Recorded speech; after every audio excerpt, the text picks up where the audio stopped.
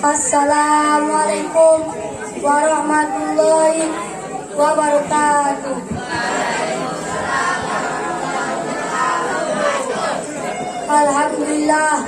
Alhamdulillahi rabbil alamin wa bihi nasta'in wa ala umurid dunya waddin wassalatu wassalamu ala asrafil anbiya'i wal mursalin wa ala alihi wa sahbihi ajma'in.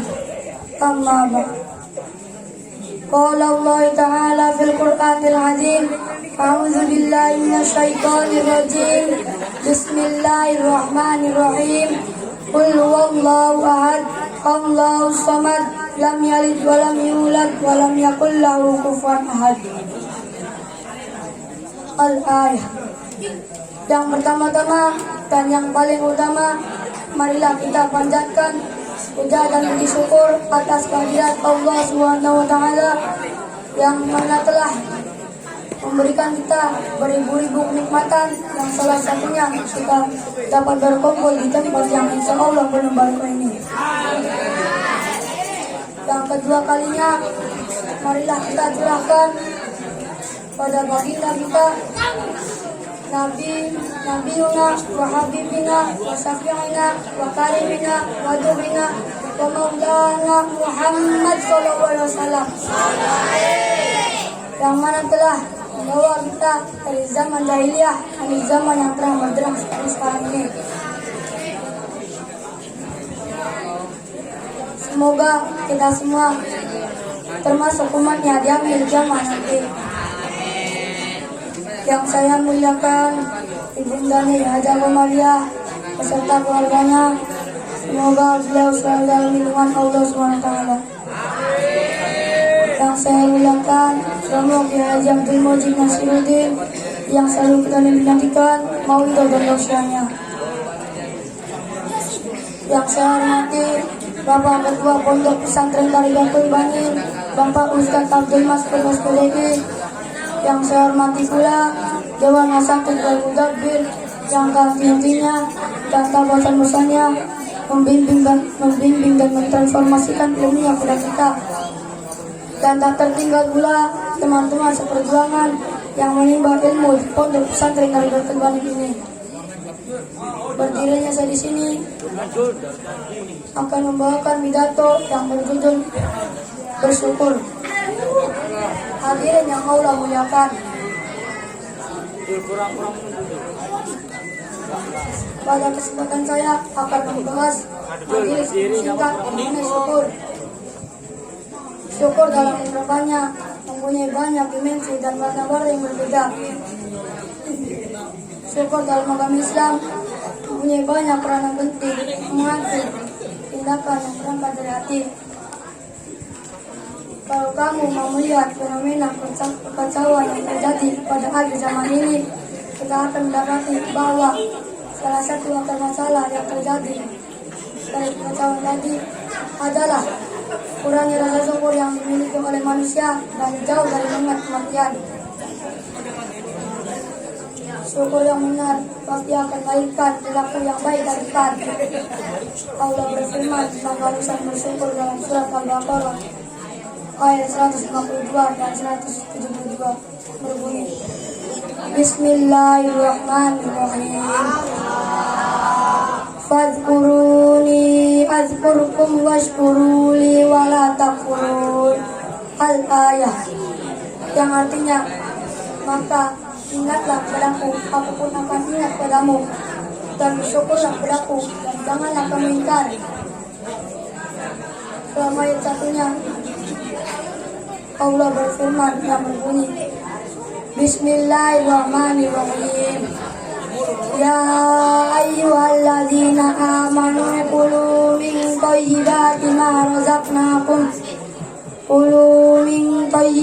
ma razaqnakum washkuru lillahi in kuntum iyyahu ta'budun. Al-ayah, yang artinya, wahai orang-orang beriman, makanlah dari rezeki yang baik yang kami berikan kepada kamu, dan bersyukurlah kepada Allah jika kamu hanya menyembah kepadanya. Dua ayat Al-Quran di atas secara jelas memberitakan kita untuk bersyukur atas apa saja yang Allah berikan. Selain itu, Rasulullah SAW bersabda, sungguh menakjubkan usaha orang mukmin, semua usahanya adalah baik baginya. Hal ini tidak didapatkan kecuali pada diri seorang mukmin. Apabila mendapatkan kesenangan, dia bersyukur, maka demikian itu merupakan kebaikan baginya. Sebaliknya, apabila tertimpa kesusahan, dia pun bersabar, maka demikian itu merupakan kebaikan pula baginya. Hadis riwayat Muslim. Dalam ayat yang lain, surat An-Nisa Allah berfirman dalam surat An-Nisa ayat 107 yang berbunyi, Bismillahirrahmanirrahim. Ma yaf'alullahu bi'adabikum in syakartum wa amantum wa kana Allahu syakiran alima. Al-Ayat, yang artinya Allah tidak akan bersamamu jika kamu bersyukur dan beriman, dan Allah mensyukuri Maha mengetahui. Allah juga berfirman dalam surat Ibrahim ayat 7 yang berbunyi, Bismillahirrahmanirrahim. Wa idz ta'adzana rabbukum la in syakartum la azidannakum wa la in kafartum inna 'adzabi lasyadid. Al-Ayat, yang artinya dan ingatlah ketika Tuhan mengampunkan. Sesungguhnya jika kamu bersyukur, niscaya aku tambahkan nikmat kepadamu. Tetapi jika kamu mengingkari nikmatku, maka azabku sangat berat. Dari dua dalil Al-Quran di atas, jelas bagi kita belajar yang dapat kita petik, yaitu untuk selalu bersyukur di setiap kehidupan yang menimpa kita. Janganlah sampai kita termasuk orang-orang yang mengingkari nikmat sehingga mendapatkan azab dari Allah. Saya kira cukup sampai di sini majelis singkat mengenai syukur. Semoga kita semua yang di sini bisa mengamalkan syukur ini dalam setiap sendi kehidupan kita. Amin ya rabbal alamin. Wabillahi taufiq wal hidayah. Wassalamualaikum warahmatullahi wabarakatuh. Waalaikumsalam warahmatullahi wabarakatuh. Okay, the next orator to Brother Ahmad Yusuf. Time is yours. Lanjut pada orator selanjutnya yang akan disampaikan oleh Ahmad Yusuf. Padanya kami persilakan.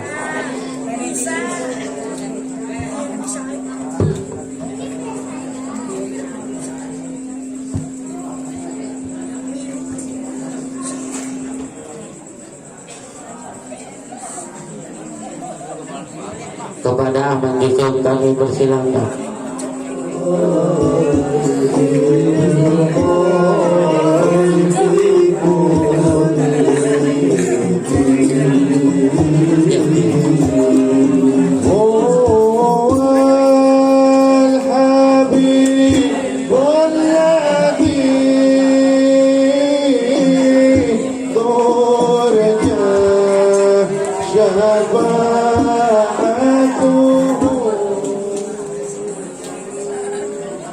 Assalamualaikum warahmatullahi wabarakatuh.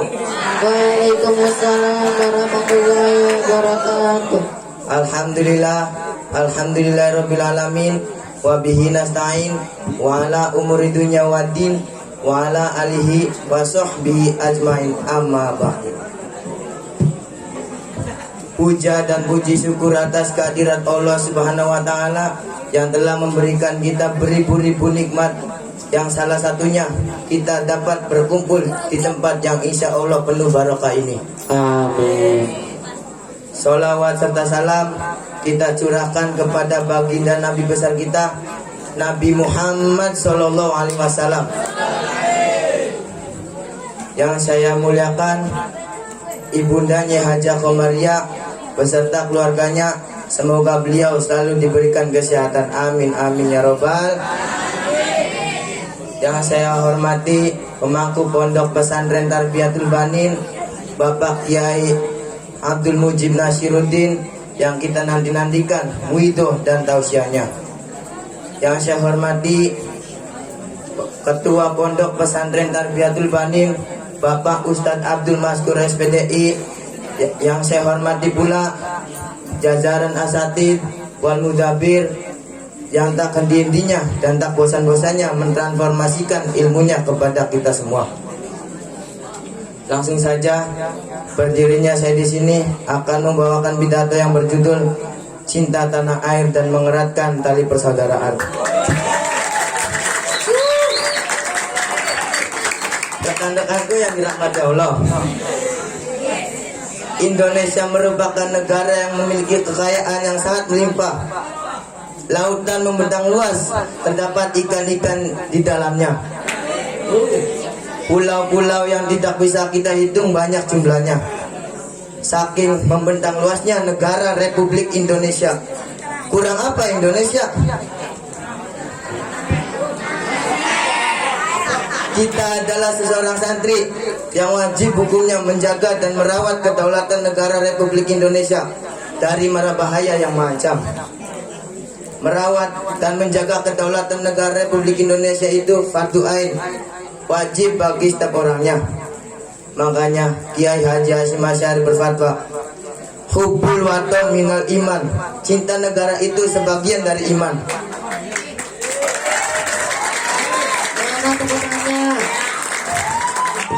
Rekan-rekanku yang dirahmati Allah, 350 tahun lamanya Indonesia dijajah Belanda, 3,5 tahun lamanya Indonesia dijajah Jepang. Itu bukanlah waktu yang singkat. Mereka dihajar, mereka dipukul, bahkan mereka dibunuh oleh penjajah yang kecil. Mereka menangis, akan tetapi mereka tetap berjuang demi kemerdekaan negara Republik Indonesia. Merdeka!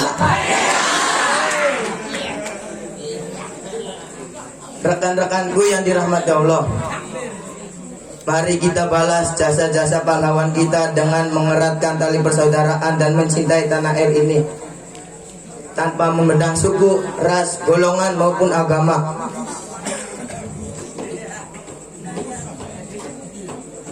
Dengan demikian tidak akan ada kehancuran di negara kita ini.